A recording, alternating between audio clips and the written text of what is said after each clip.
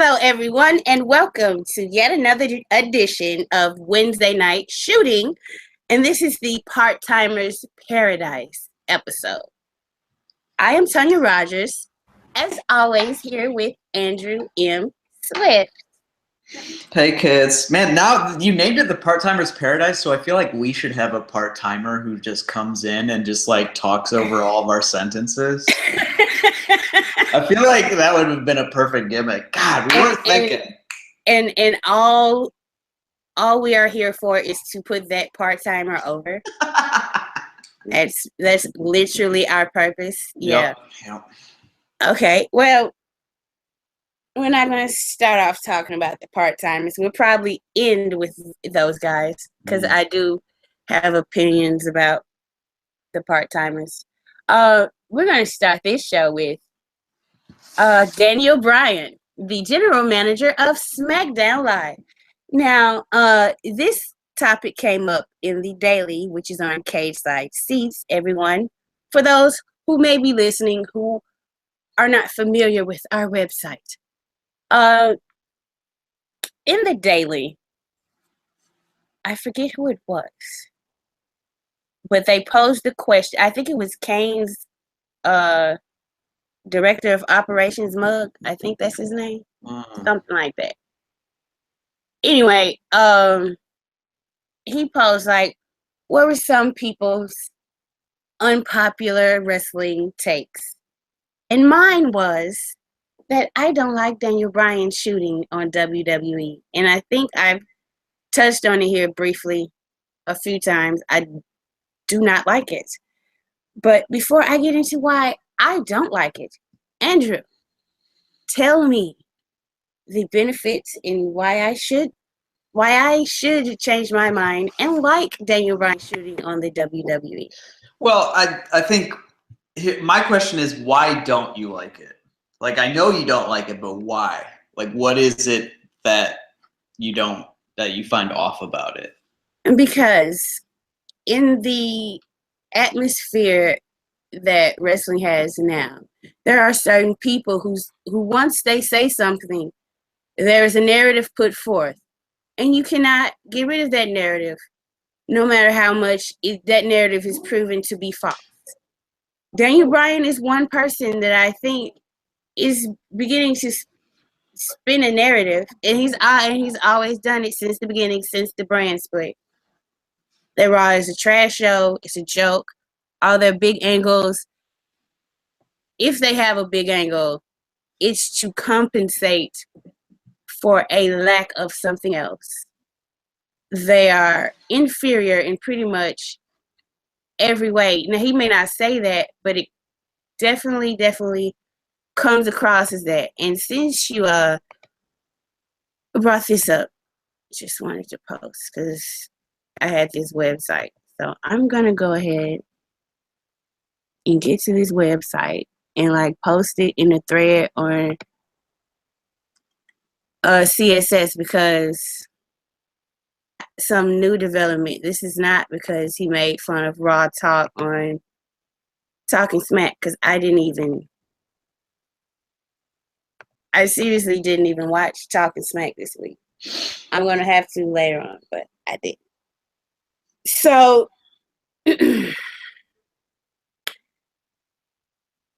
I just think he goes on about it too much, and even if and when the show starts to improve, there will be a section of people that are always going to say Raw sucks because Daniel Bryan says so. It doesn't matter how long Daniel Bryan stops saying so. I don't think it helps the talent. Like, it's funny, yeah, he's taking a piss out of it, but the side effect of that is what happens to the actual talent that's working just as hard as the people on SmackDown.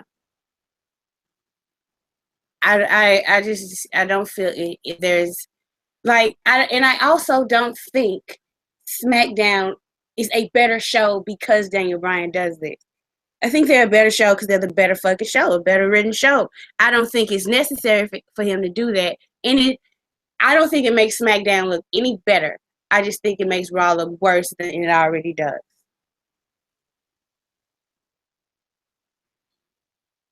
Well, I think what I would say to that is that, like I brought up a couple of times in the daily, the anti-Raw philosophy, the whole SmackDown is the land of opportunity thing, which is implicitly saying that Raw is not the land of opportunity. I think that's been a very deliberate strategy since day one of the brand split to sort of engineer a little bit of brand loyalty from a subset of fans. And I think it has worked beyond anyone's expectations. I don't really think it hurts. Like, I don't really think it hurts the talent on Raw. I think it's about Raw, like the idea of Monday Night Raw, rather than like Roman Reigns or Sami Zayn or Kevin Owens or Samoa Joe or, you know, some person on Monday Night Raw. I think it's more the idea of it. And I think it makes sense. I like it a lot because it makes sense on a couple of different levels. It makes sense, first of all, completely in kayfabe. If you knew nothing at all about like whatever, you know, shoot insider backstage, you know, ideas we have running through our heads, if you only knew Daniel Bryan's story in kayfabe, it makes perfect sense for him, his character, to go off again and again and again at a show that is run by Stephanie McMahon and implicitly behind the scenes Triple H, who made his life hell. And so I think his anti-establishment character, which fits kind of in with like Bryan Danielson's like shoot persona, like he's kind of a weird hippie. I think when you combine that with the idea of Raw as like the you know, the flagship show, I think it was a smart play to make SmackDown Live really stand out. Because, I mean, like Raw going into the split, you know, people knew what Raw was, but people didn't know what SmackDown was or what it was going to be at all. And I think this really helped give it an identity. And like I said earlier, I don't think there are very many people who watch SmackDown and don't watch Raw. I'm certain there are some, and I'm certain there are more in the opposite direction. But like, I don't think there's a case where someone gets worked into a shoot so much. I mean, people are totally worked into a shoot on like SmackDown being like an alternative. When people don't think Vince McMahon is booking this show. Right. Literally, you and I know this. Literally, the only difference is that SmackDown's creative team is like 500 times better than Raw's creative team. Like that's basically the difference in the shows. This is the way I see it, at least. Like, yeah, Vince McMahon is still Vince McMahon. He doesn't become a wildly different person just because the day switches from Monday to Tuesday. Because it's Tuesday, yeah. Right? Yeah. So I don't know. I feel like it was just a very smart branding philosophy. I don't think it's a big deal. It's irritating to me. And as somebody, I think it was Ziggy, in the comments, yes, Ziggy7570 makes it kind of Daniel Bryan seem petty, but this is always how I've seen Daniel Bryan, because I also watch, you know, the two reality shows he's on. Daniel Bryan, like, everybody's so likable, everyone gets along with him, but he also has this air where if he thinks he's right, he is going to rub it in your face, and he has this kind of attitude where, like, I know what's right. I'm better than you.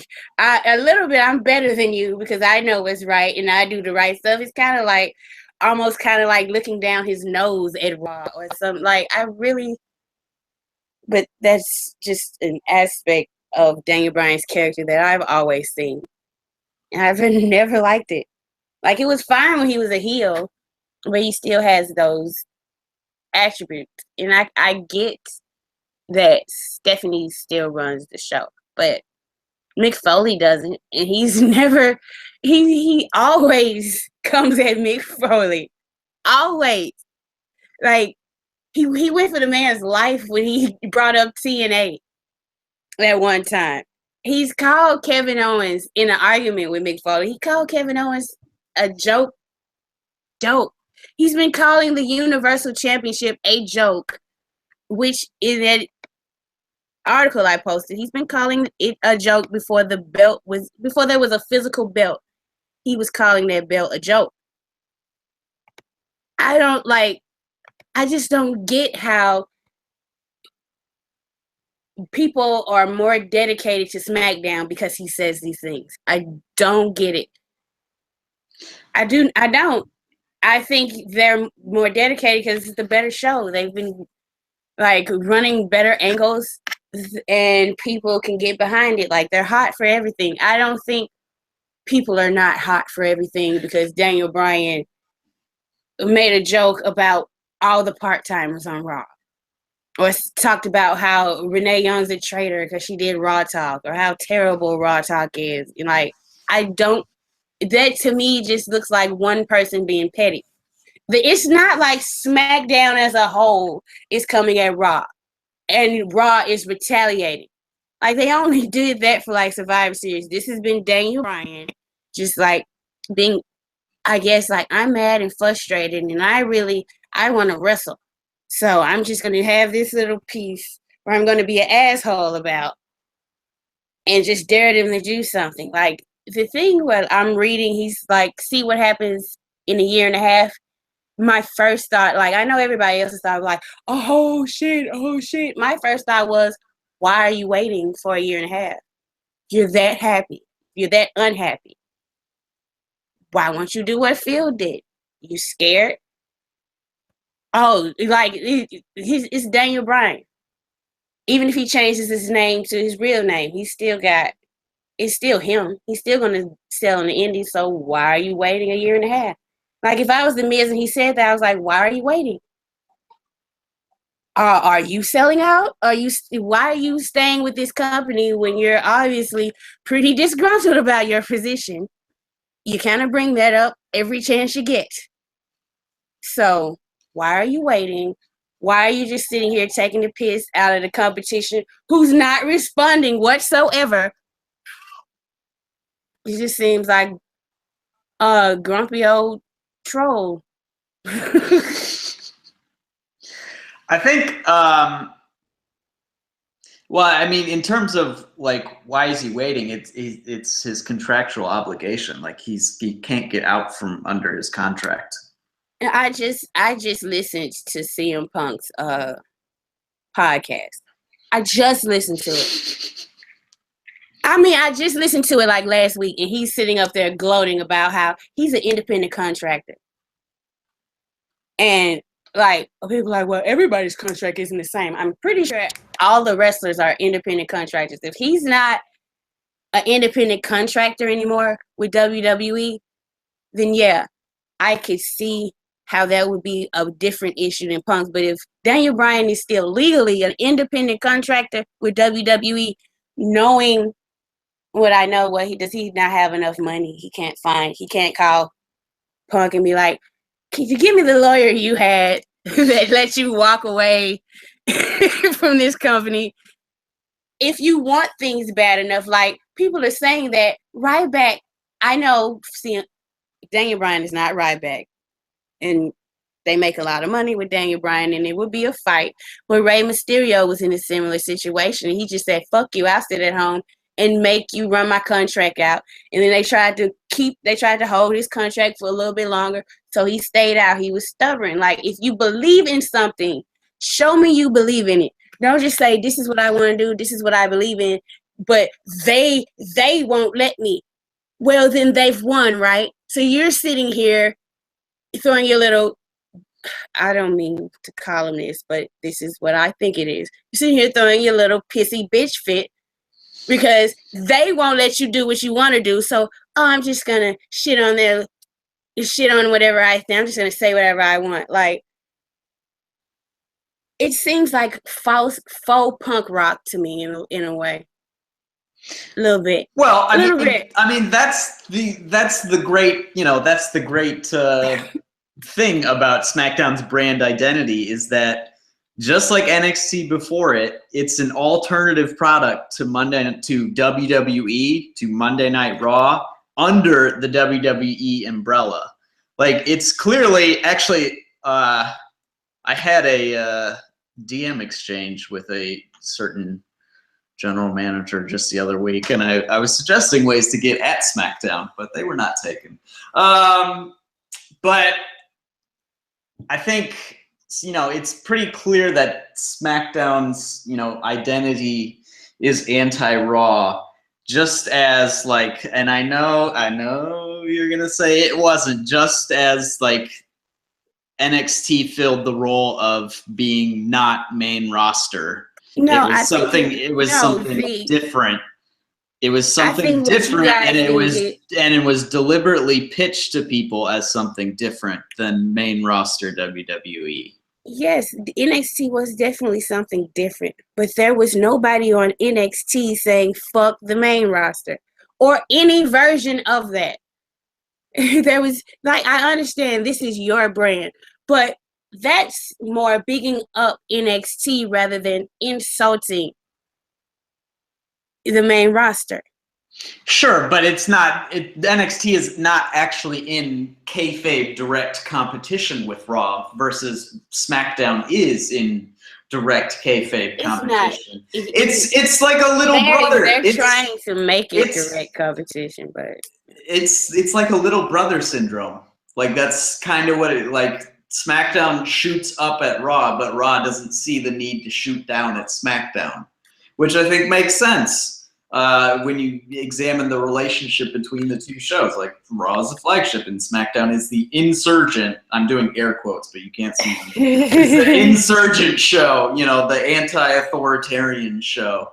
And while I don't think like Daniel Bryan's, his shoots that are not really shoots, although the thing about 18 months was, but I think, like, it's not that those make the show good, but they do enhance what SmackDown is trying to present itself as. And in that sense, I think they're quite valuable.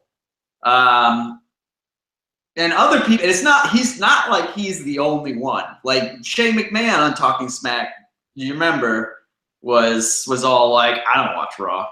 He don't watch SmackDown either. He don't watch SmackDown. Yeah, but he didn't say that. Yeah, that's in kayfabe.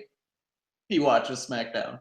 In kayfabe, we saw that he watches SmackDown from backstage on the monitors in grill position. He was there. He was there for the angle. Come on. He was there for 5 minutes. He was there. Yeah, he had just came. Showed up. Yeah, he didn't even see the main event. That was kind of funny. I'm not gonna lie. It was kind of funny that it was like, oh yeah, Shane's in the position. I feel like Paul was sitting there and he's like, all right, we gotta switch spots. Right. Hold on. We can't have Triple H. We already got Michael Cole in the background, like looking like a deer in the headlights.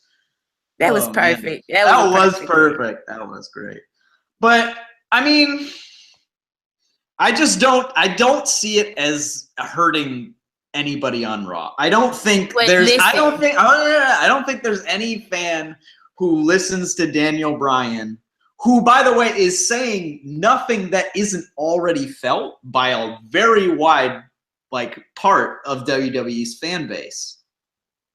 Like, it's not like he's conjuring this stuff up out of thin air and then people are like, oh yeah, I believe that. People already believe what he is saying.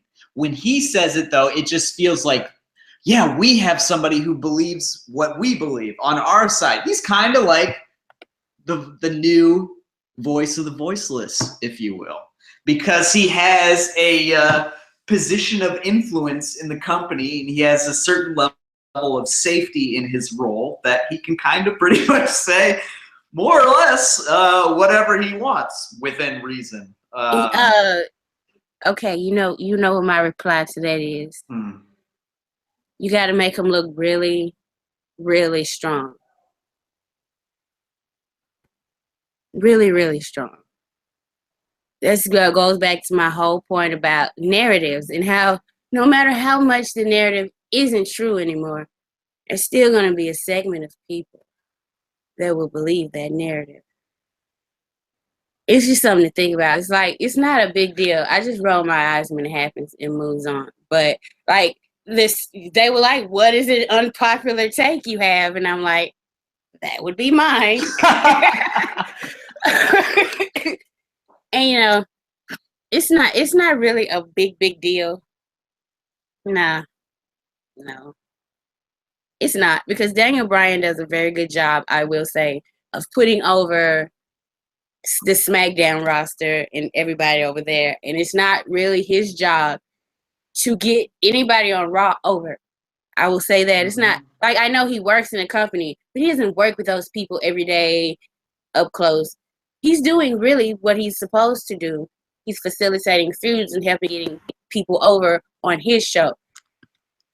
And it wouldn't be as harmful, in my opinion, with him saying these things about Raw if Raw was doing better. So it all does fall back on Raw and their creative team, which I'm going to ask them to come to the front of the class in a minute. But I'm glad that you're continuing this gimmick. Yeah, but we're going to go into the WrestleMania plans for the women's division. And what we know so far, because we have 3 weeks, they could, add and move things around. So you want to let's talk about SmackDown first, because I feel like that's the simpler one. Mm-hmm. It's pretty much going. Alexa Bliss is going. It's going to be like Alexa Bliss versus the world. Yep. And I kind of like this, because I don't think any other feud, like I think they had Naomi. And then when they saw that crowd and the "You Deserve It" and her crying, like, Vince was like, you know what? I just wanted to have a good moment in Orlando, but we probably can run with this. Yeah. But, she got injured. So the next thing was, well, I think Alexa was always supposed to get the title back. So let's put the title back on her and let's do Alexa versus everybody. Which, like, if she's getting AJ Lee booking, Homegirl is in a very good spot. Oh, yeah. I think it's rather evident that the company loves her. I think it's rather evident that, like, Vince had never probably, because Vince doesn't really watch NXT that much. Yeah. He'd probably, like, never seen her talk. And, like, after she cut 2 promos, he's like, yep. He was like, yep, we're pushing her. And you can kind of see it, pretty well. Like after her first Talking Smack appearance, all of a sudden it was just like, well, she's number 1 contender now. And she's going to tap out, but she's going to do it with her foot on the rope, and then she's going to beat Becky. So I think they saw the reaction, and she's starting to get face pops now. Like last night, she got a decent face pop. I don't know how much longer you can keep her heel, because every time she says some shit like, Natty, are you getting into some catnip? You're the worst there is, the worst there ever was, and the worst there ever will be. Like, when she says that stuff, it's like, that pops like smarky shitheads, And I include myself in that category, at least, because that sort of line definitely pops me. So I like all the people, all the Becky fans who have been frustrated and upset about the booking of Becky Lynch, that, like, WWE was not making her look very strong or whatever, and Alexa was kind of punking her out.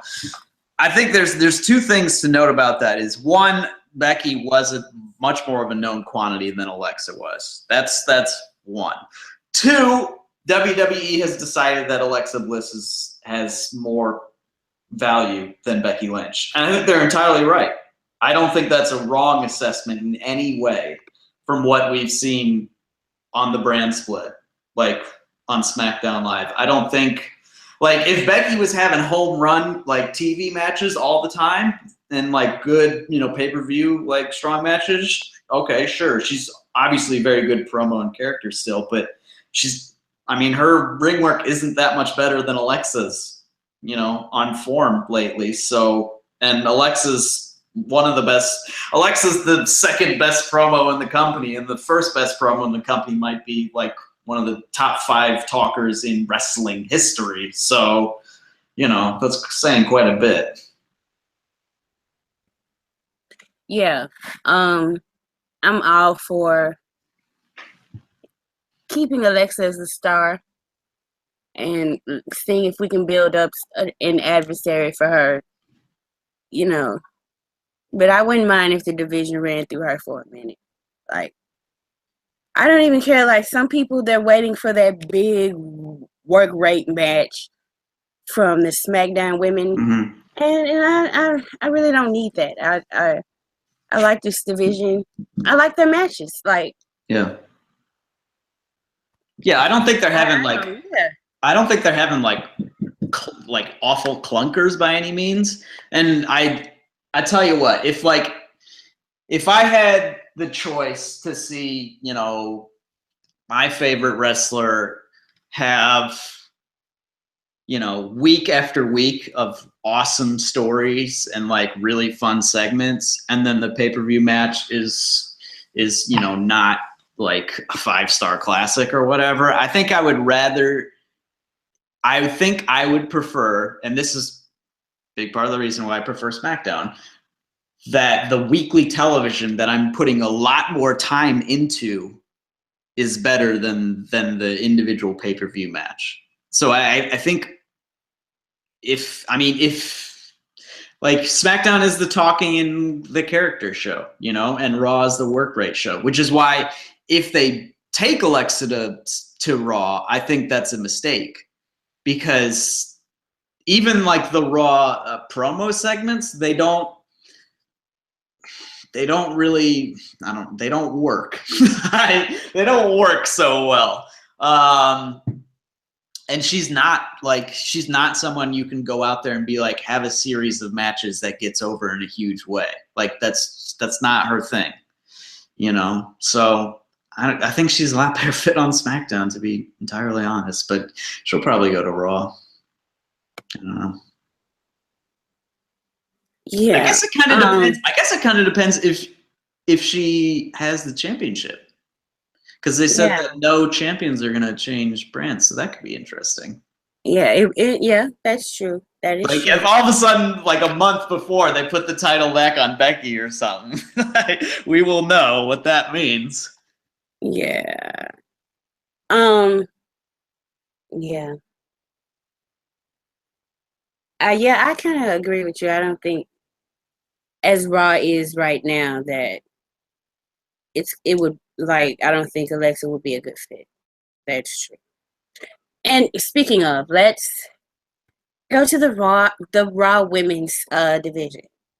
Now, in my review, I named their little segment Deja Vu or Nah, because I'm like, okay, first of all, we have seen last year Triple Threat at WrestleMania for this same title. And we also, like, a few months ago, saw this exact same match.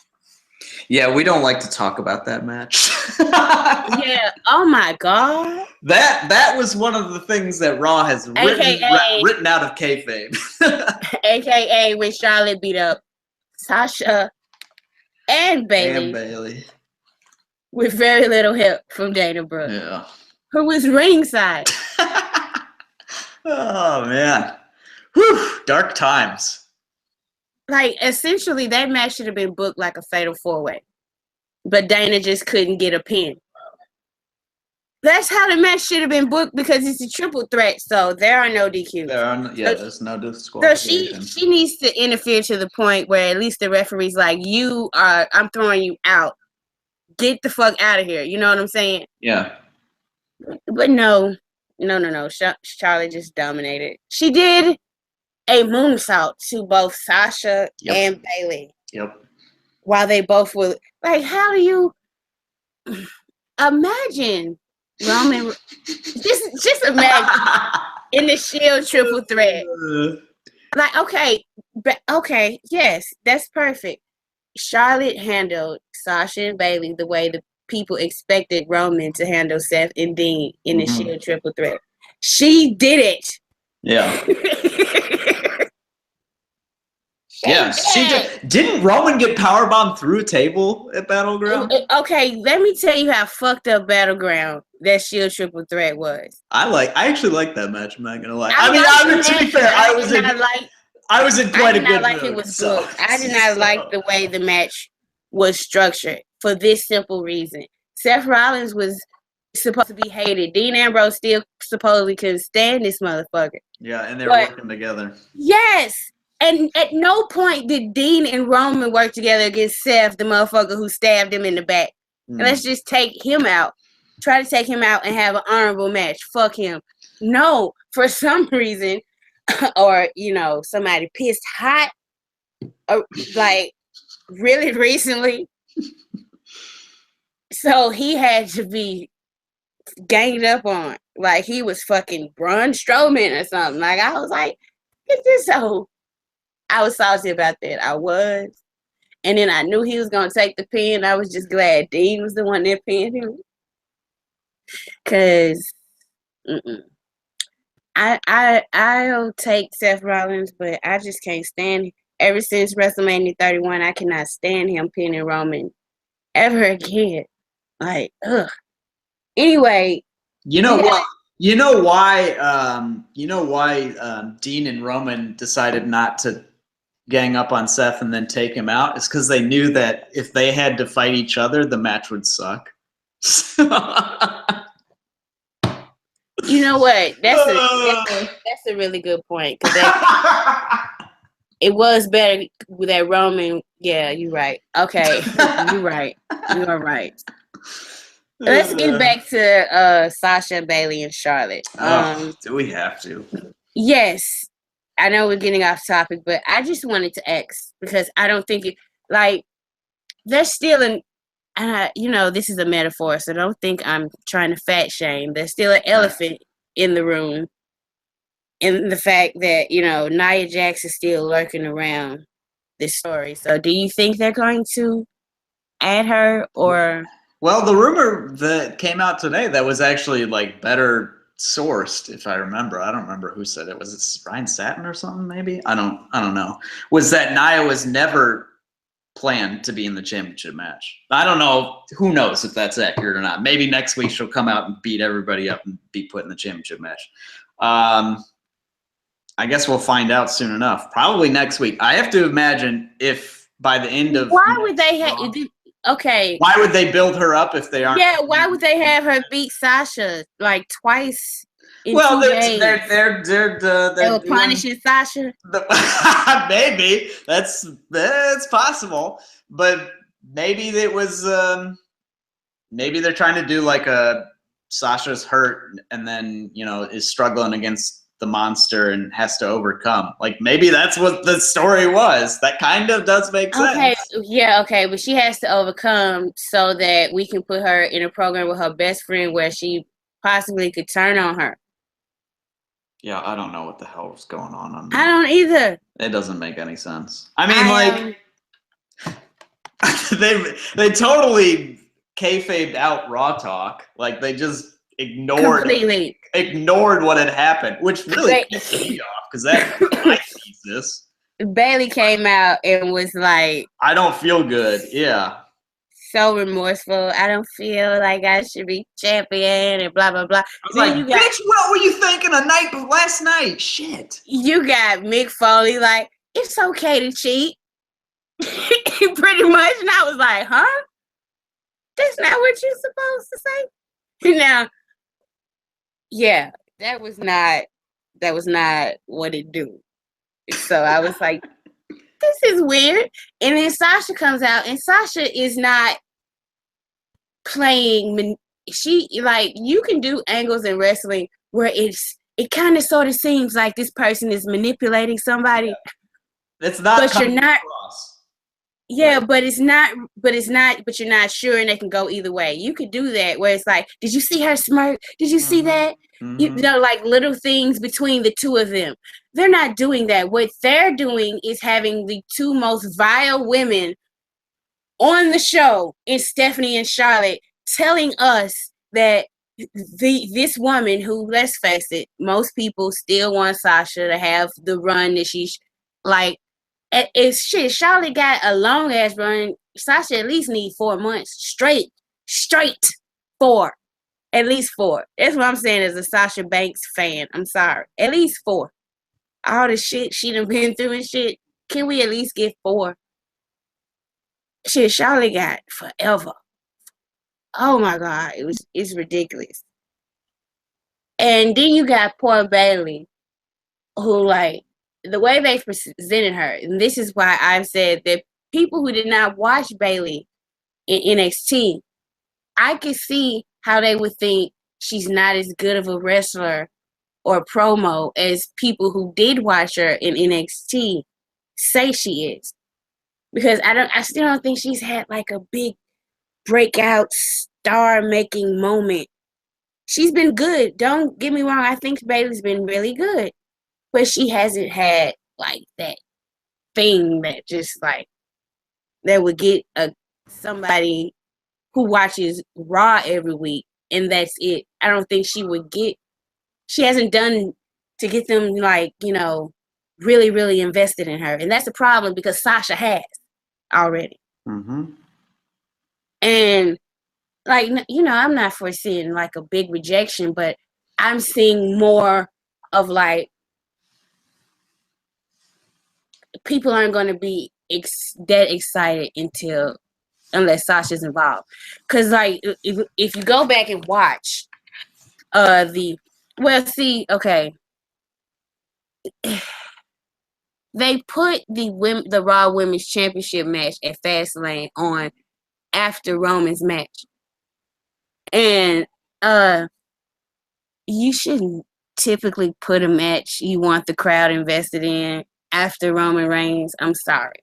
Like, people are exhausted from fighting each other to get their cheers or boos heard. They're petered out. They are plumb tuckered out from fighting with the person standing next to him. Like, no, fuck you. Roman sucks. Let's go, Roman. Fuck you. Fuck those guys over there. You see that dude right there with that Roman Reigns shirt on? Fuck him. You know, like, if you watch some of the crowd during, like, if you don't watch the match, just watch the crowd. The crowd is entertaining as hell. And like ever since Roman said that, and you look out in the crowd and you see people competing, I'm like, he is absolutely fucking right. So to put that match on, like, and the company fucking knows this. They pay attention to that stuff. Why they were slotted there instead of like, that's when you do the whole stupid ass Rusev Jinder Mahal shit. Then I guess. God. Right? That was such bullshit. Why the hell was Rusev the one that got squashed by Show instead of Jinder? I don't know. Why did Rusev get like a fun little work rate match with Cesaro? Because they always exactly right. This is where like it's just Raw doesn't make sense. It's just like right, good. Exactly. So during the women's championship match, I don't know if you know, Bayley's reaction wasn't shit. It really wasn't. And that whole match was weird. It was. And the crowd, you know when the crowd got into it? When Sasha Banks came out. And that's just keeping it real. 100. The crowd got into it when Sasha Banks came out. Because that's who the Raw Women's Division cares about. And I'm saying it. I'm not overselling this on anything. Whatever place that match comes in, and I think the crowd at WrestleMania, because we're gonna get a lot of Bayley fans there, especially like international people. Well, and in Orlando. Yeah, so it will be fine if Bayley wins. It will be way more fine and probably even one of the biggest pops of the night if Sasha wins. And I seriously believe that. But if Charlotte wins at WrestleMania, oh God, I shit you not, that's going to sour the crowd on the show, especially if it comes in the beginning. Like at SummerSlam, the crowd is going to be like, fuck this show, and anything we are opposed to, we are going to random chant it. And that does not bode well for a lot of matches on the card, especially if they put them in the beginning Like, okay. So, is that a wrap on that? Because I think, I mean, I've started thinking this months ago. I think I may have written a comment once, but starting from several months ago, when like we started hearing the rumors that it was going to be a multi-person match at Mania, I was thinking that they might redo the finish from Takeover Rival, where like Bayley looks like she's going to pin Charlotte, but then Sasha comes in and like dumps her out and gets the pin for herself. Like I could see them running that angle, and I could see that moment getting a huge reaction because it hints at like a Sasha heel turn, which, let's be honest, pretty much everybody wants. Even if like it doesn't necessarily make the most sense, I feel like people want to see heel Sasha Banks because heel Sasha Banks is like really awesome, you know? they want to see the Sasha they fell in love with. Exactly. And well, and the match on Monday, which that finish. I mean, the match on Monday was interesting because you could see Sasha starting to lay into things a little bit. She was hitting them clotheslines a little bit hard. She was kind of getting into it. It was like she was waking up a little bit. She was like, man, it's kind of fun to beat the shit out of Bayley. I forgot about this. So, and then they did the clean tap, which, whatever. Raw's gonna Raw, you know? But, I don't know. It's kind of disappointing, I feel like, that the women on both brands are being put into multi-person matches rather than, like, building, like, big singles matches. But I guess that was, like, guaranteed to be the case when they blew Bayley's championship win on a Raw. So, I don't know. It doesn't make a whole lot of sense either way. At least in terms of SmackDown, like Alexa has basically been shitty to everybody. Like she's totally been shitty to Becky, obviously. She's been shitty to Natalya because she used to be like, I can't even with you quoting song lyrics and just like dissing her for that and calling her crazy cat lady and shit. And clearly she was like using Mickey, like which Mickey realized on Tuesday. So she's been shitty to everybody, so it makes sense that everybody wants to get a shot at her. Versus like on Raw, it's just kind of like, yeah, we know the match we want, but we're not really gonna justify how we get there. I don't know. That's my opinion. But you know what? I think in a way they're just doing it in the wrong way. Like Charlotte did make a good point. If she had remained champion going into WrestleMania, there's no way Sasha could be in that match because they agreed that Roadblock was the last time that, you know, whoever wins, they're not going to challenge that person, you know, as long as they're champion. Well, but that wasn't the stipulation. All that was said about Roadblock was that there's no contractual rematch in the match clause. That's all that was said. There was never anything said that it's called creative license. On serial shows like this, you fudge that a little bit. So with that in mind, Sasha thinks she can't get another shot if Charlotte's the champion, but she can if Bayley's the champion. Now that's a decent story to tell.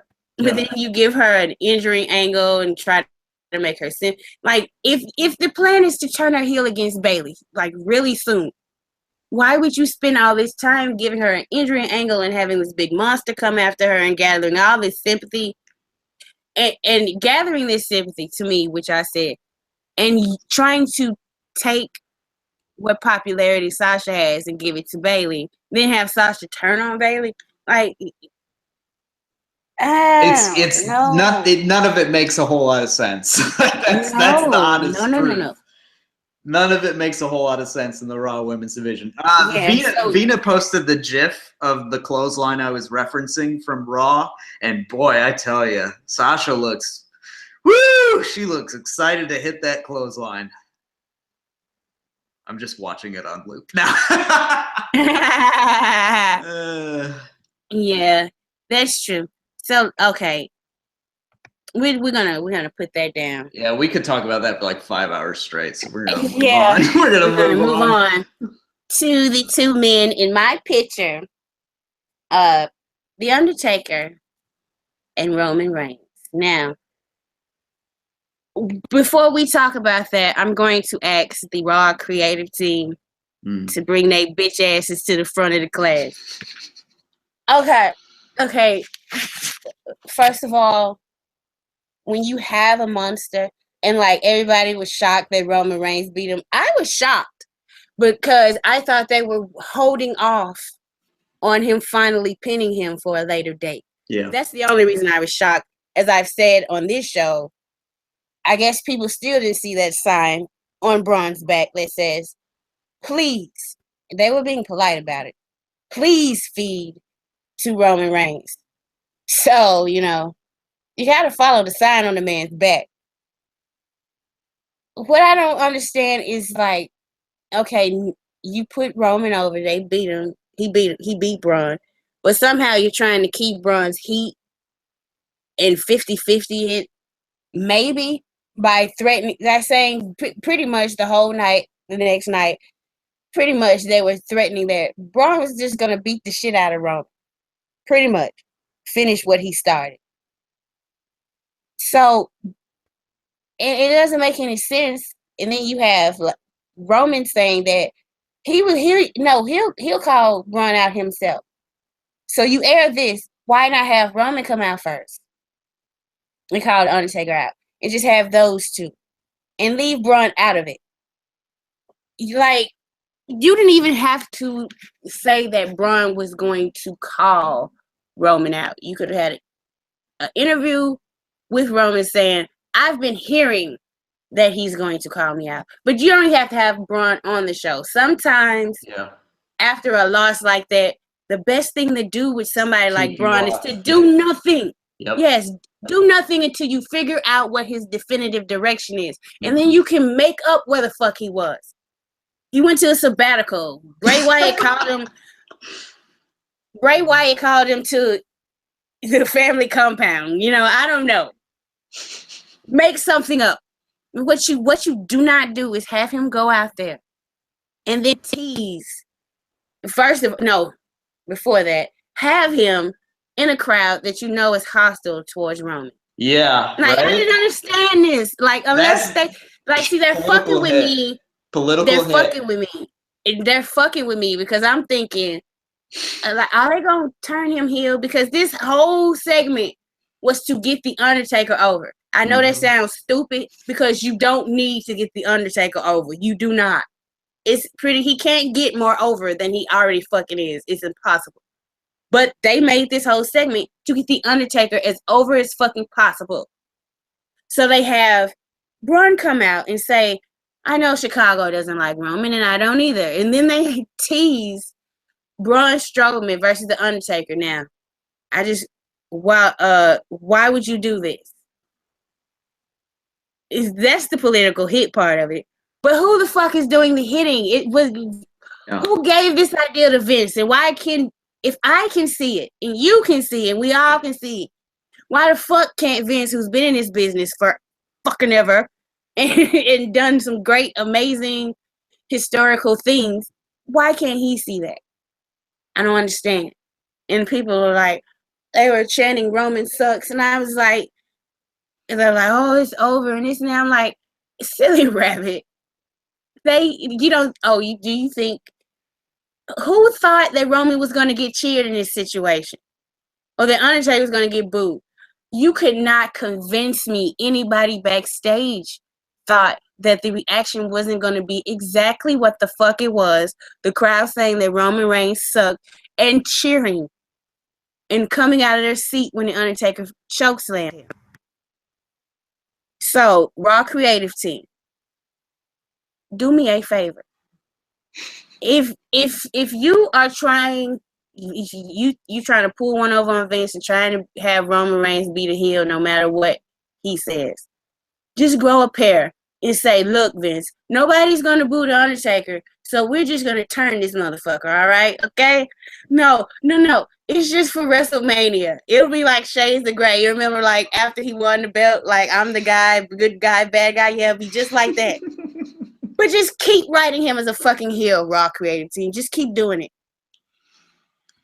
Have him accidentally cheat on purpose. And I'm so serious. Like, if Vince is letting this stuff like this slide, what is stopping you from writing something that will actually, like, play to his strengths? I want him to come out and give a promo next week and be like, Undertaker chokeslam me. He can keep doing it. He can keep doing it. Because you know what? Every single time, I'm going to kick out. I want him to have, like, I want him to troll the fuck out of the fans and be like, no matter what you say, no matter what he does, I'm going to kick out. And then, boom, one spear, 1, 2, 3. I'm going to beat him. Oh my God. But they're not going to do that. It's going to be this weird stuff where fans are fighting. Like, and he's not a heel. He is a heel, or this and that and the other. This is just, oh my God. Aren't we tired of this? Don't we want to have a consensus about Roman Reigns again? It's been like almost 3 years. Don't we all want to agree if we're going to cheer or boo this motherfucker? Like, seriously. Because I'm so sick and tired. This is the perfect opportunity. And Raw creative team, I am putting this on you. If you cannot do this, then fuck you. And Daniel Bryan deserves to bury you every fucking step of the way. Now, I know you want to say something about The Undertaker. So. No, every time you start talking shit about Raw Creative, I'm just like, oh man, I really do need to go update my LinkedIn profile, huh?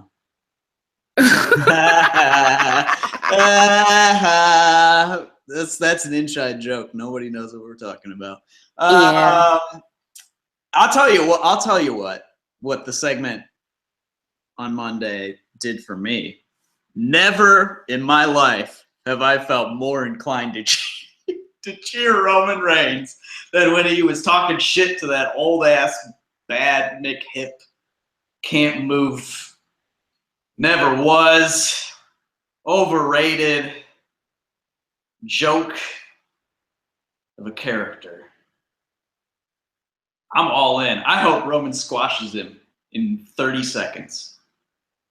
That's what I hope. I hope he hits one spear immediately right off the bat. Taker does his little sit-up gimmick, and Roman does another spear when he's sitting up and pins him. 1, 2, 3. And I just want him to just stand up and just do like a thing where he like puts his arms out and he's like, yes, boo me, boo me. Yeah, just like bring it on. I'll be cheering and I'll be yelling my ass off in my apartment. I'll be like, hell yeah. It'll pop me more than anything else will ever pop me. So I'm all in for this feud. Let me tell you, I'm super pumped. And I'm super pumped. Like, it's funny because like WWE is so bad at like getting me to give the reaction that they want me to give. But like this one, they've got me. You don't even need to try to work me on this one. I'm all the way in. Let's go, Roman. Let's go, Roman. Taker sucks. Let's go, Roman. Taker sucks. But it's going to be bad because the chant is going to be Undertaker, Roman sucks. Yeah, I know. I'm the only person who's chanting what I just I can already see that. Undertaker, Roman sucks. Yep. But that's a guarantee. Yeah. For the people who are seriously like they want Braun Strowman to work with the Undertaker. The match that I saw Roman have with Braun tells me that Braun should not work with someone, the Undertaker, yet. Who's totally immobile. Yeah. Yeah. Yes. Because I don't think he should be taking a lot of offense. I think it goes back to what Big Show said. If you're a bigger guy, you're gonna love to work with Roman. And there are some people who have it in their heads like, oh, they're making the Undertaker do this. And I have to remind these people, okay, Roman Reigns grew up with a family who one of his cousins, like nobody knew this kid was going to be a wrestler. But Yokozuna was very close with the Undertaker. They were like really good friends. And so he's also friends with Rikishi. And I'm sure, like, the Usos talk about how Rikishi would always have wrestlers over his house. And the kids would be out there and they'd be barbecuing and shit. What do you think? What are the chances Roman Reigns could have actually been at a fucking barbecue at Rikishi's house with the Undertaker there? And like, just this motherfucker grew up to be a wrestler, and now he may face this guy who's been a friend of his family for fucking ever. Like,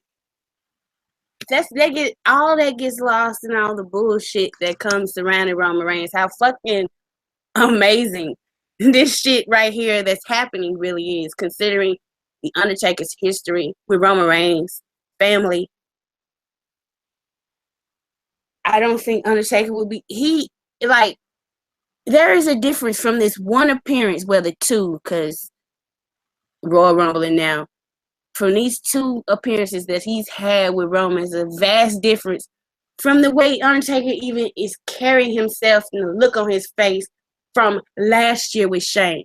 Mm-hmm. Last year, you could tell last year with Shane, like, that was one of the things. The Undertaker wasn't in it. Didn't feel like Undertaker. It was just like, I'm coming in, I'm punching in, I'm doing you a fucking favor here.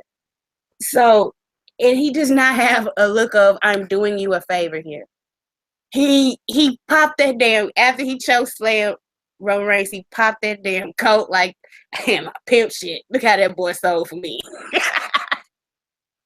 Raised his arm, and I was like, yeah, buddy, you don't know what you done just got yourself into. And I saw a complaint from X-Pac because he thought that Roman should have, like, just not moved after that. And I thought so too. But then I thought about it, I was like, well, you know, considering a part of Roman Reigns' gimmick, he can get the shit beat out of him. He's going to keep getting up. And sometimes he's going to laugh about it. Like, if he can bring that shit back, like the Undertaker punching him, and he just look at him and start smiling. Oh, my God. Oh, I'm going to love that. But yeah, I wanted this match to happen last year. One of the reasons I was so salty because everybody was trying to talk me into Triple H.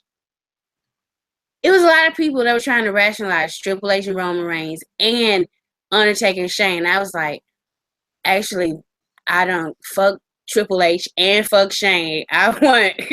They were like, well, who is Triple H and Shane supposed to face? Each other. There, problem solved. Swap partners.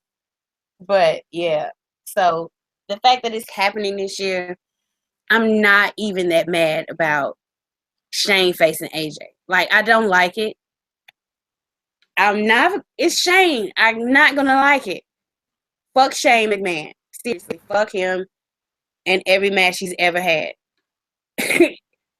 But this match is happening, so I'm happy. WrestleMania is gonna be great.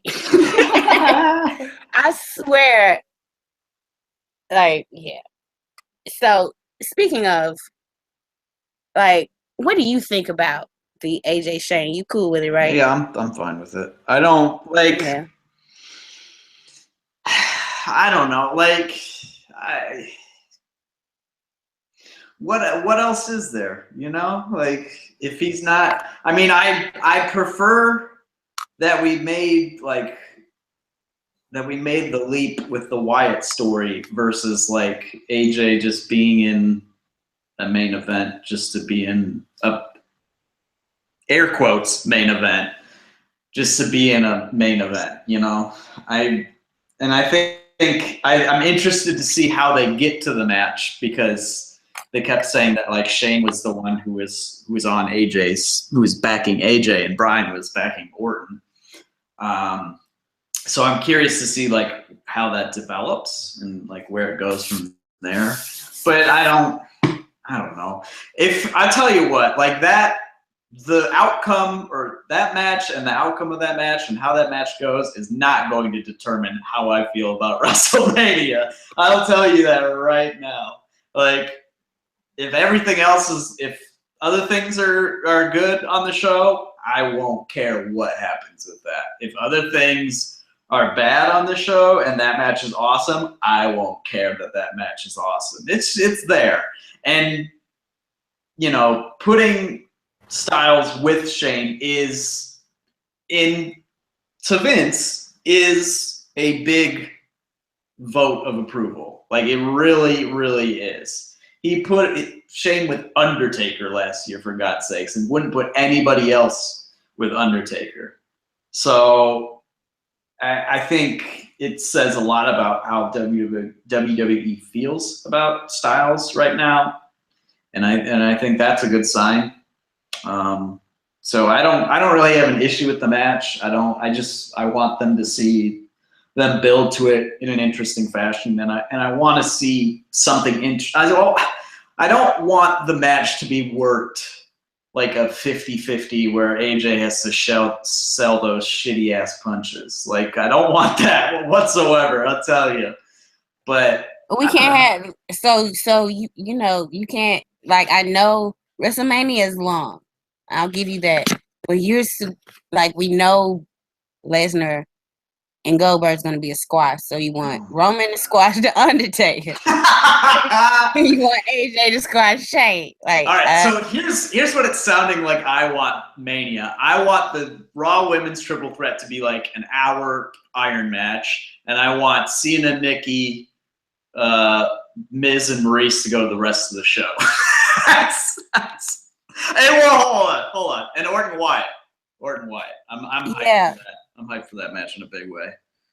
So, yeah, let's talk about the mixed tag match that's probably going to happen. Because, you know, they're building up for it pretty big. Miz and Maurice are coming, like, just with AK-47s worth of just hot darts that, ooh, Jesus. When he said, like, I saw that GIF when the Miz was like, Cena stole his girlfriend from Dolph Ziggler, and Maurice was like, you could tell she was not expecting him to say that. She was like, oh my God, he went there. He actually went there. Like, hey, hold on, wait a minute, Mike. You haven't even watched Talking Smack yet, so you don't. No, I haven't. You don't know. That was, whoo, boy. Whew, they went to some places. I'm off work tomorrow, so I'm not. I don't have to go to bed early, so I intend on watching Peyton Royce and Asuka from last week. Oh yeah, that was a fun match. I like that match. And then I'm gonna watch Talking Smack too. So, yeah, I've been kind of, you know, I have to get up every morning at 4:30 now. Early. Oh yeah, 4:30. Yeah, it's 4:30 now. So, like, I'm watching Raw like sometimes, and I'm like, okay, stay up. Get the words out. Yeah. Yep. So, yeah. But I think we should really, out of this WrestleMania, want us smarks that want this match should actively campaign and tweet that John Cena and Nikki Bella versus Miz and Maurice should close the show. Mm-hmm. WrestleMania. Yep, I'm here for that. It's the most sports entertainment angle that you have. And some people are like, this is thrown together. But it's not. They have been building towards this ever so slowly. Ever since Nikki Bella returned at SummerSlam, they have mentioned her relationship with John Cena, the fact that, the terms of their relationship and whatever and whatnot. So this has been built up. And also Miz has been building himself up in this villainous role with his wife as his little henchwoman ever since before the brand split. So Cena and Miz already have that built-in history to where you don't have to have it be long. It's long enough. This way, you don't say, well, I guess you're still going to have to say which belt holds more importance, with where it comes on the card. But neither one was last, so it kind of gives a bit of an air of fairness. Because neither one was the actual main event. This would be the main event.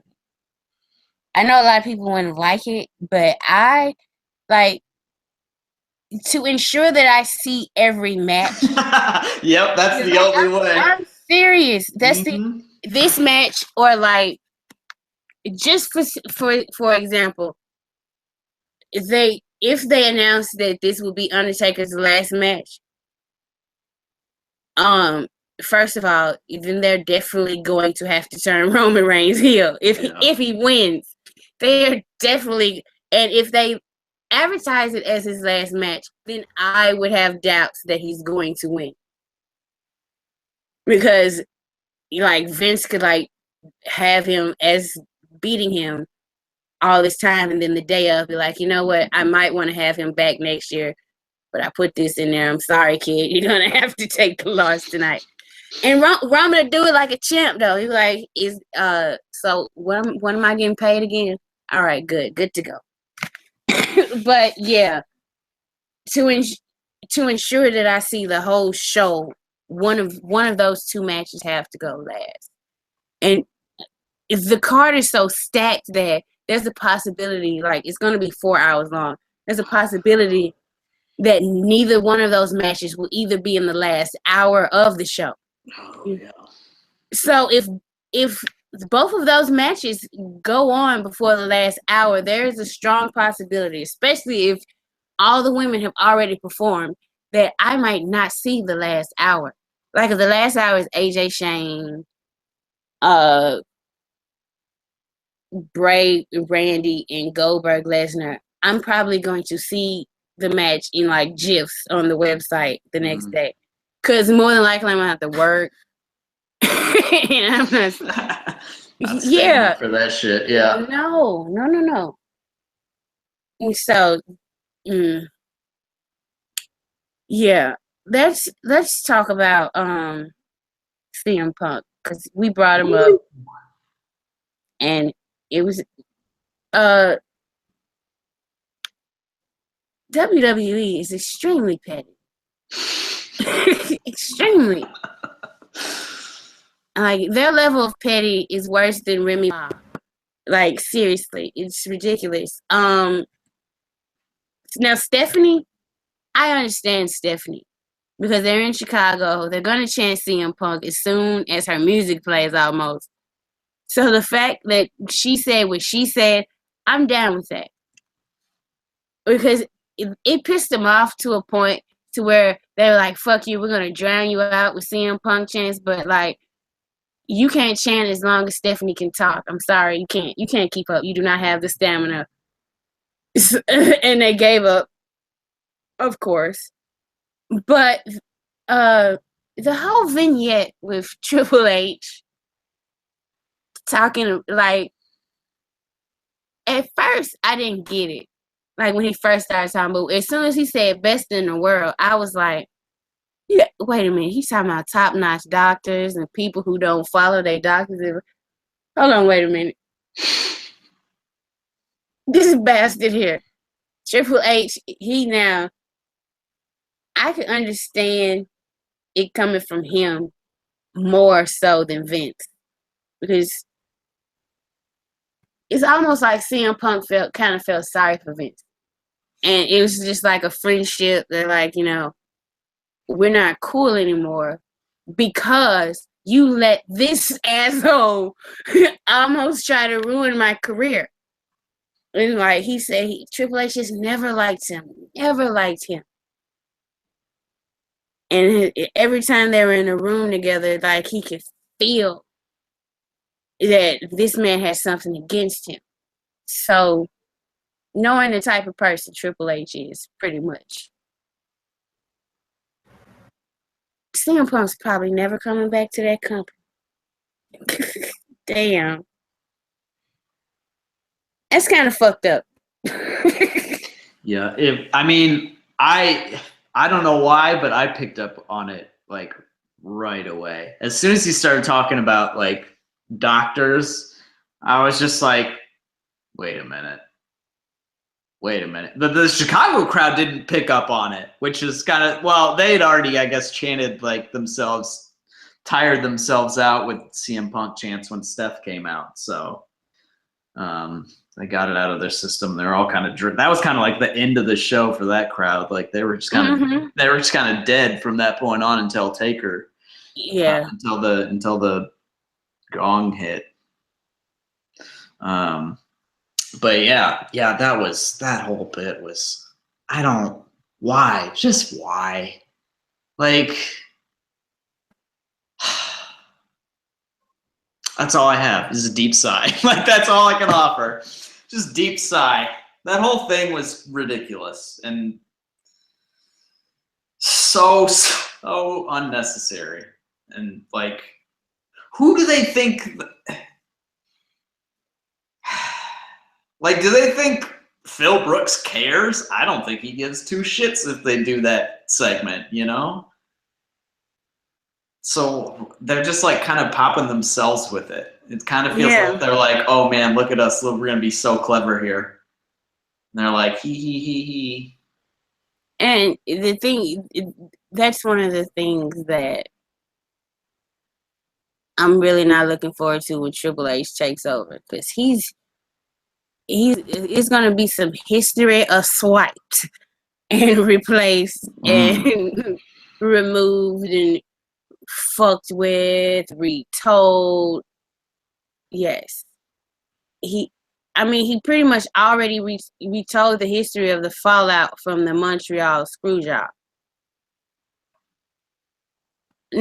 Yes, that, and he retold the story of the curtain call.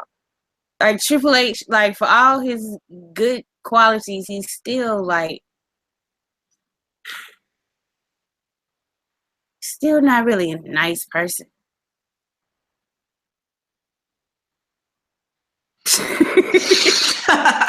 I don't have a response to this. Like I don't know what you want me to say. Yeah, it's he is who he is. Is pretty much all we can, say. And I tell you, just, oh boy, I don't know. There's definitely going to be some rewriting of history for sure, though. Like, there's oh boy, there's no doubt about that. A hatchet taken to it. Right? Yeah. I'm just serious. I'm so serious. Yeah, it's not a scalpel, it's a hatchet for sure. Right. Mm-hmm. So, I don't know. Sometimes I think to run it, like just the nature of wrestling, maybe you have to be, in some ways, a sociopath. Like not. Yeah. Yes. Yeah. A little bit. Let's talk about Kevin Owens and Chris Jericho. Now, people were upset that KO got squashed, but I didn't see the effects of it the day after. You know what I'm saying? Yeah. Very much was, and it's not like I hated him with Jericho. I just felt like that was beneath who his character had shown to be. And now that he's coming out and saying, like, as I said in my review, when he came out and told Chris Jericho, I was never your friend. You could hear Chicago this smarky, hardcore CM Punk crowd, just like, you could hear their heart audibly break when he said that. And I was like, to get that reaction when he tells Jericho, I was never your friend, I was using you, you were a tool, made all of that worth it for me. Because it was like validation. Yes, because I had always suspected, like, he cannot. Like, the type of person that KO is, why is he hanging out with Jericho? It's just like, they were like an odd couple to me. Like, they're both kind of funny. But Jericho's like, his humor, he's like a happy jackass. Yeah. And KO is like a mean asshole. You know, and happy and mean, you know, like if it's sort of like if like you have a group of drinking buddies, and everybody, like, when they get a little inebriated, they're kind of happy, but you have this one person, when they drink, they get really abusive. Like, that person's not gonna fit with the group, you know. Yeah. So it was always so to hear that, and then to hear that the majority of the fans bought into this friendship. KO played his. I have to go back and reevaluate everything, because like it's kind of sort of sneaky, brilliant. But I like, and Kevin Owens is the type of person, knowing his history, like, he's into playing. He's almost kind of like a character wrestler, where he does these little beats with how he looks. Like, because sometimes you could tell he had fun with Jericho, but at the same time, you know, this isn't serious. I'm just using him. Mm-hmm.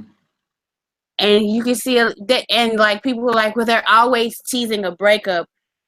You can go back and say, well, maybe they weren't teasing a breakup. Maybe that was genuinely KO getting frustrated with this dude's antics and was just speaking his mind. But then he realized, oh, fuck, yeah, I need this motherfucker.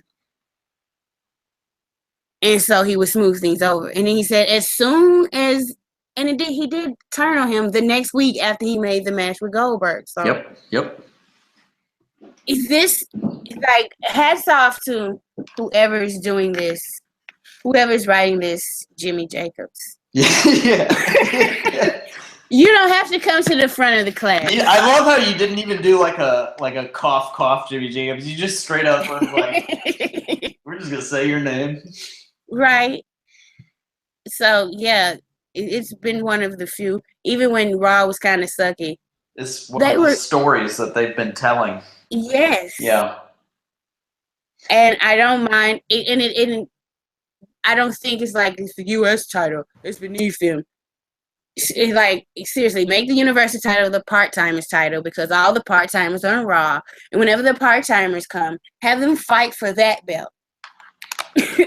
And then, you know, let's have the regular guys, let's elevate the U.S. title. Like, what, you have the world title, you got the U.S. title, you got the part-timers title. And you don't even have to see that ugly belt until you see the part-timers. That's just my proposal. Yeah, I mean, you don't have to call it that. Keep it the Universal title. But for the next, like, 2 years, don't put it on anybody that works every week. I'll be good. I'm serious. I'm so serious. I think, like, I don't think there is a feud that has more emotion wrapped in it than this one. Now, I don't think, well, I haven't seen Bray since the incident with the fire. Yeah. So he could be bringing a little bit more emotion when he comes back. But for right now, like, that promo, it was just great. Like, and then, like, Jericho, even who he is, like, wearing a sparkly suits or whatever, he was like, they call him Sparkle Cross, but Sparkle Cross was ready to fight. He said, bring your ass to the ring. He got a chair. I was like, look at this. I'm actually enjoying babyface Jericho for the first time in a long time. Yeah. Yeah. Yeah, that whole opening segment was great when, like, Joe showed up and then Sammy showed up, and it was like, yeah, like, no, I was all caps Andrew on Twitter for that segment, and then, like, 20 minutes later I started bitching. but like, that whole, I was hyped for that. I think, like you noted that it didn't really seem like the loss like affected or hurt Kevin Owens, and I think that's actually totally true. And I think it's because they've been telling this, long-term story with him that's been a pretty good story and that has totally hit like a new level, in the last couple of weeks. So I think when it comes to Raw, people get worried about like their favorite losing because most of the time the stories are not very good. So like it feels like like winning and losing actually matters because the characters have a hard time getting over on like the stories because most of the stories are just not very good.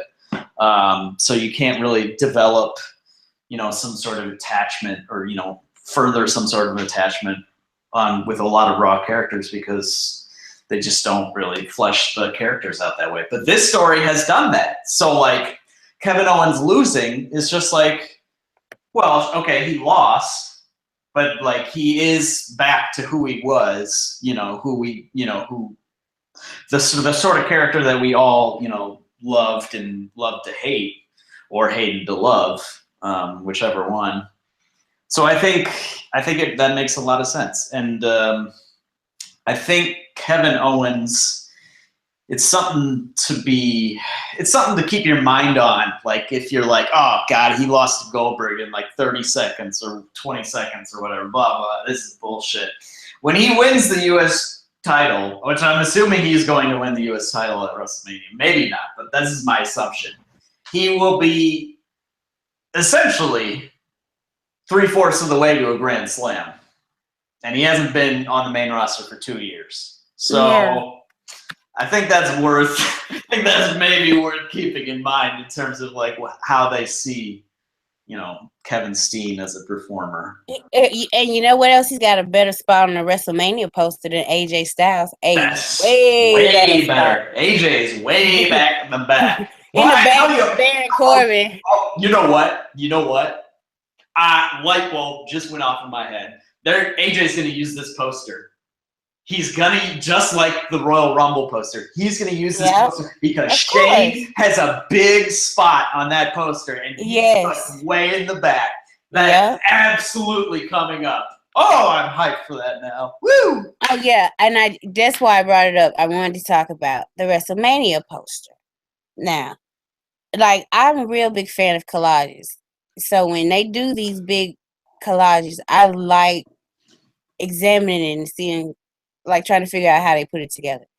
Well, the first thing you know is if you center the photo, dead center of the photo, it's Roman Reigns and John Cena. They're dead center. So what I'm thinking, whoever did this collage, they put them there first. They started with those two. Mm-hmm. And John is more center than Roman, and he's a little bit ahead, and he has on brighter colors than Roman, which, like, Roman doesn't wear bright colors. So, yeah. So, pretty much, John Cena has the best spot on the poster. Roman has behind the part-timers. Let me just say that, because all the part-timers are in the front. Yeah. So, all the part-timers really have the best one. Goldberg, Brock Lesnar, Undertaker, of course, they have the absolute best. But after the part-timers, John Cena and Roman Reigns have the best spot. And then, surprisingly, the third... I noticed it, too. Yep. The third best spot on the WrestleMania poster went to Sasha Banks. She is right above John Cena. And it's pretty much, she's not clustered. There's a lot of, like, the SmackDown women in the back kind of clustered together. Yep. If the poster was a little bit smaller, you wouldn't really know. You would just know they're women. What you wouldn't really know is Maurice, Alexa Bliss, and Nikki Bella. But they're back there with Baron Corbin and AJ Styles. And then, ironically, Bayley, she's in the front. Yeah.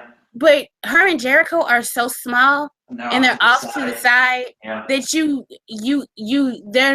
they're like one of the last things you will pay attention to who's in the back of the photo before you pay attention to who's on the side. Because I noticed Nikki Bella before I noticed Bayley. Dean Ambrose actually sneakily has like the 4th or 5th best spot. He's right in the crook, like right there, something really close to Roman. And I was kind of surprised. Like, I would expect AJ. Maybe they did do that for storyline purposes. I think they did. Absolutely because think they did. I would suspect AJ Styles would have Dean's spot, and Dean to have AJ's spot. But no, Dean's right up there, big and pretty, all recognizable and shit. Actually, he has a better spot than Jericho, Randy Orton, Bray Wyatt, and Seth Rollins. Dean's spot, like even if AJ Styles is in there, I would expect like Bray Wyatt to be there, or Randy Orton, or even Seth Rollins. But no, it's Dean. Dean, who does not really have a big marquee match, and he's gonna have to try to work with Baron Corbin, who, like, yes, he's pretty good in the ring, but Baron Corbin's never had a single one-on-one WrestleMania match, and you never know how these things go. It's just, and like Baron Corbin still doesn't have a name to build up to where you could say that's a big deal match.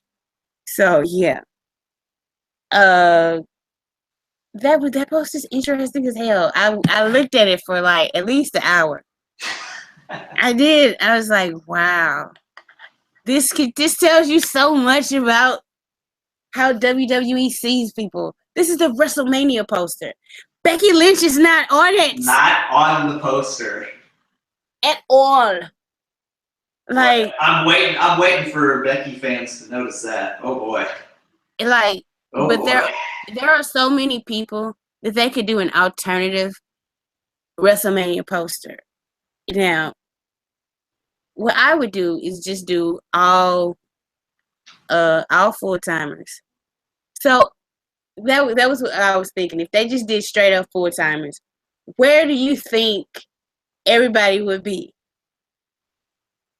So I think without a doubt, Undertaker has the biggest picture. He's like center right, dead center. Mm-hmm. I think that's John Cena's spot. And I think Roman Reigns probably would have Brock's spot. And if there was no storyline angle, AJ Styles would have Goldberg's spot. I think there would be way more women, but like the fact that they had 6, I was kind of pleasantly surprised by. And the fact that Charlotte's was just kind of, mixed up in there. She's in a good enough spot, but it's not as prominent as Sasha's. Sasha has the best position of any woman in most of the men. Yeah. Like, I was like, wow, what? I mean, she does look good in that picture. Maybe that was it. I don't know what you're talking about. She did. Like, some people feel like Triple H looked like old. Yeah, he looks like a ghoul, kind of. I'm looking at the poster right now. He kind of looks ghoulish. Like, it's immediately the word that popped in my head. Yeah, he looks like I thought he looked like a snake. Like a snake human hybrid of some sort. I also noticed that bastard is right next to John Cena. Right next to him. Of course he is. Of course he has to be. Yeah. Oh man, that's too funny. That poster, as soon as I saw it, that was the first thing that, the first thing that popped in my head. I was like, oh, this is interesting. Oh, right? okay. Yeah. Hmm. Well, the first thing that if Roman's on any of these posters and stuff, my eyes automatically go to him, first of all. But then I started looking at it, I was like, oh, next to Cena. Part-time is right in front of him. There's Sasha! Wow! Like, it shocks me. Maybe she had a talk with management. And made promises. Stay off Twitter. Or something. She has been better lately. Yeah. But yeah. You know, she's just gonna like Seth Rollins when Seth Rollins complains. You know what's also interesting about this poster? Yeah. I mean, New Day are the hosts, so obviously they're going to be there. They have a good spot, and that makes sense. Yeah, they're on the sign. Yeah. Yeah. No tag teams. So all those people who are like, God, why don't tag teams ever get their proper bill? I'll tell you why. Because the company doesn't think they're important. Right. Because they kind of aren't important.